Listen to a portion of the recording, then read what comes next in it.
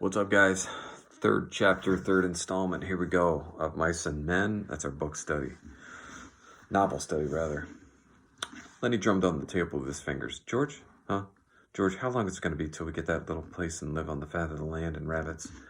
I don't know, said George. We got to get a big stake together. I know a little place we can get cheap, but they ain't giving it away. Old Candy turned slowly over. His eyes were wide open. He watched George carefully. Lenny said, "Tell about that, please, George." "I just told you, just last night." "Come on, tell it again, George." "Well, it's 10 acres," said George. "Got a little windmill, got a little shack on it, and chicken runs. Got a kitchen, orchards, cherries, apples, peaches, cots, nuts. Got a few berries. There's a place for alfalfa and plenty of water to flood it. There's a pig pen and rabbits, George." No place for rabbits now, but I could easily build a few hutches, and you could feed alfalfa to the rabbits." "Damn right I could," said Lenny. "You goddamn right I could." George's hand stopped working with the cards. His voice was growing warmer. "And we could have a few pigs. I could build a smokehouse like the one Grandpa had, and we can kill a pig, and we'd smoke bacon and the hams and make sausages and all like that.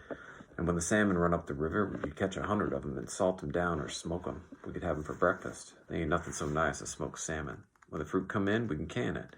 And tomatoes, they're easy to can. Every Sunday, we'd kill a chicken or a rabbit, and maybe we'd have a cow or a goat. And cream is so goddamn thick, you could cut it with a knife and take it out with a spoon."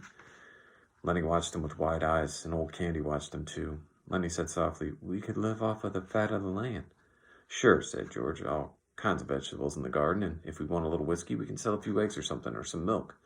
We'd just live there. We'd belong there. There wouldn't be no more running around the country and getting fed by a Jap cook. No, sir, we'd have our own place where we belonged and not sleep in no bunkhouse." "Tell about the house, George," Lenny begged.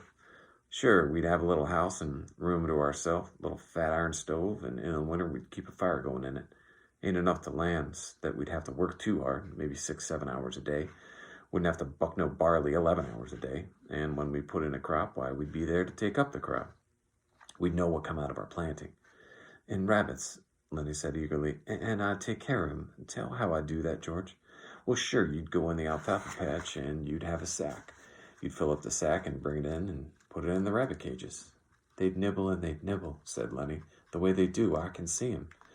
"Every 6 weeks or so," George continued, "them does would throw little litters. We'd have plenty of rabbits to eat and to sell. And we'd keep a few pigeons to go flying around the windmill like they'd done when I was a kid." He looked raptly at the wall over Lenny's head. "And it'd be our own, and nobody could can us. And if we don't like a guy, we can say, 'Get the hell out,' and by God, he's got to do it. And if a friend come along, why, we'd have an extra bunk, and we'd say, 'Why don't you spend the night?' And by God, he would. We'd have a setter dog and a couple of striped cats, but you got to watch out them cats don't get the little rabbits." Lenny breathed hard. "You just let 'em try to get the rabbits. I'll break their goddamn necks. I'll smash 'em with a stick." He subsided, grumbling to himself, threatening the future cats, which might dare to disturb the future rabbits. George sat entranced with his own picture. When Candy spoke, they both jumped as though they had been caught doing something reprehensible. Candy said, "You know where a place like that is?" George was on guard immediately. "Suppose I do," he said. "What's that to you?" "Well, you don't need to tell me where it's at. It might be any place." "Well, sure," said George. "That's right. You couldn't find it in 100 years. Candy went on excitedly. "Well, how much do they want for a place like that?" George watched him suspiciously. "Well, I could get it for $600. The old people that owns it is flat bust, and the old lady needs an operation." "Say, what's it to you? You got nothing to do with us." Candy said, "I ain't much good with only one hand. I lost my hand right here on this ranch. That's why they give me a job swamping. And they give me $250 because I lost my hand, and I got 50 more saved up right in the bank right now. That's 300, and I got 50 more coming at the end of the month. Tell you what," he leaned forward eagerly, "suppose I went in with you guys. That's $350 I'd put in. I ain't much good, but I could cook and tend the chickens and hold the garden some. How'd that be?" George half closed his eyes. "I got to think about that. We was always going to do it by ourselves." Candy interrupted him. "Well, I'd make a will and leave my share to you guys in case I kick off, because I ain't got no relatives or nothing. You guys got any money? Maybe we could do it right now." George spat on the floor disgustedly. "We got $10 between us." And then he said thoughtfully, "Look, if me and Lenny work a month and don't spend nothing, we'll have $100, and that'd be $450. I bet we could swing her for that. And then you and Lenny could go get her started, and I'd get a job and make up the rest, and you could sell eggs and stuff like that." They fell into a silence. They looked at one another amazed. This thing they'd never really believed in was coming true. George said reverently, "Jesus Christ, I bet we could swing her." His eyes were full of wonder. "I bet we could swing her," he repeated softly. Candy sat on the edge of his bunk. He scratched the stump of his wrist nervously. I got hurt 4 years ago, he said. They'll can me pretty soon. Just as soon as I can swamp out no bunkhouses, they'll put me on the county. Maybe if I give you guys my money, you'll let me hoe in the garden, even after I ain't no good at it. And I'll wash dishes and little chicken stuff like that, but it'll be our own place. And I'll be let to work on our own place, he said miserably. You seen what they done to my dog tonight. They says he wasn't no good to himself, nor nobody else. When they can me here, I wish somebody'd shoot me. But they won't do nothing like that. I won't have no place to go, and I can't get no more jobs. I'll have $30 more coming time you guys is ready to quit. George stood up. We'll do her, he said. We'll fix out that little old place, and we'll go live there. He sat down again. They all sat still, all bemused by the beauty of the thing. Each mind was popped into the future when his lovely thing should come about. George said wonderingly, suppose there was a carnival or a circus come to town, or a ball game, or any damn thing. Old Candy nodded in appreciation of the idea. We just go to her, George said. We wouldn't ask nobody if we could. Just say, we'll go to her. And we would. Just milk the cow and sling some grain to the chickens and go to her. And put some grass to the rabbits, Lenny broke in. I would never forget to feed them. When are we going to do it, George? In 1 month, right? Squack in 1 month. You know what I'm going to do? I'm going to write to them old people that owns the place that will take it. And Candy will send $100 to bind her. Well, sure we will, said Candy. They got a good stove there? Well, sure, got a nice stove. Burns coal or wood. I'm going to take my pup, said Lenny. I'll bet by Christ he likes it there, by Jesus. Voices were approaching from the outside. George said quickly, don't tell nobody about it, just us three and nobody else.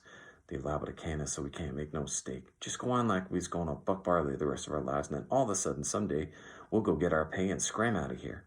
Lenny and Curly nodded, and they were grinning with delight. Don't tell nobody, Lenny said to himself. Candy said, George, huh?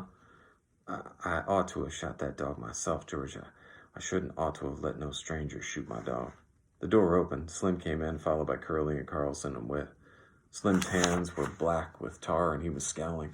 Curly hung close to his elbow. Curly said, well, I didn't mean nothing, Slim. I just asked you. Slim said, well, you've been asking me too often. I'm getting goddamn sick of it. If you can't look after your own goddamn wife, what you expect me to do about it? You lay off me. I was just trying to tell you I didn't mean nothing, said Curly. I just thought you might have saw her. Why'd you tell her to stay the hell home where she belongs, said Carlson. You let her hang around the bunkhouse, and pretty soon you're going to have something on your hands you won't be able to do nothing about. Curly whirled on Carlson. You keep out of this unless you want to step outside. Carlson laughed. You goddamn punk, he said. You tried to throw a scare into Slim and you couldn't make it stick. Slim throwed a scare into you. You're yellow as a frog belly. I don't care if you're the best welter in the country. You come for me and I'll kick your goddamn head off. Candy joined the attack with joy. Glove full of Vaseline, he said disgustedly. Curly glared at him. His eyes slipped on past and lighted on Lenny. Lenny was still smiling with delight at the memory of the ranch. Curly stepped over to Lenny like a terrier. What the hell are you laughing at? Lenny looked blankly at him. Huh?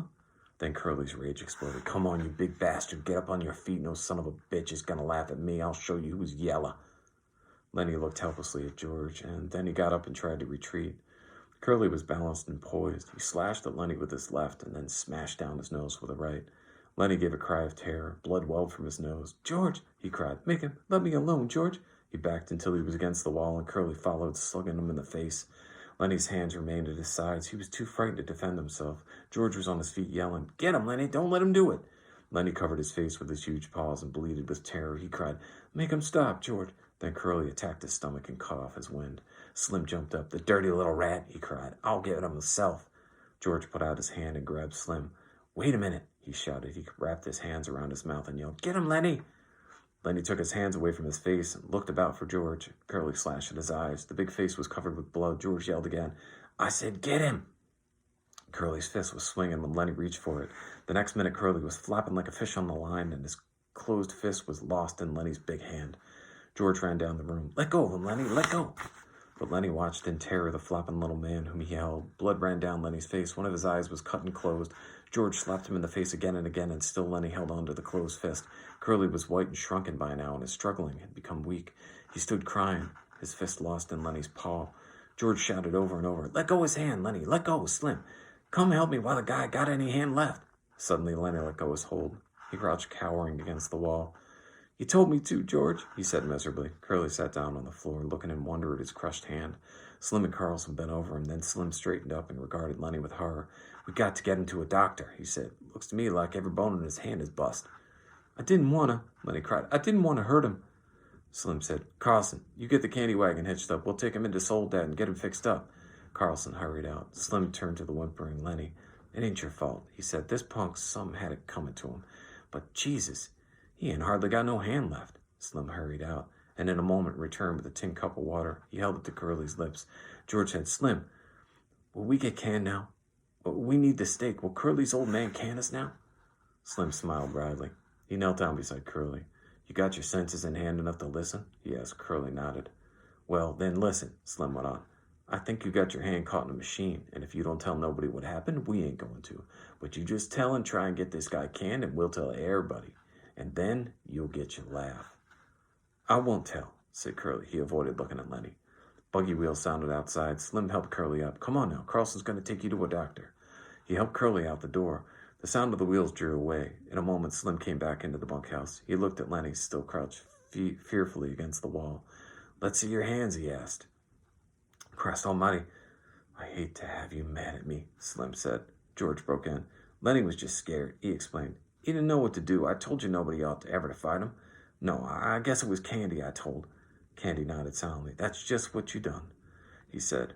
Right this morning, when Curly first lit into your friend, you says he better not fool with Lenny if he knows what's good for him, and that's just what you says to me. George turned to Lenny. It ain't your fault, he said. You don't need to be scared of Lenny. You done just what I told you to. Maybe you better go in the washroom and clean up your face. You look like hell. Lenny smiled with his bruised mouth. I didn't want no trouble, he said. He walked toward the door, but just before he came to it, he turned back. George, what you want? I can still tend the rabbits, George. Sure, you ain't done nothing wrong. I didn't mean no harm, George. Well, get the hell out and wash your face.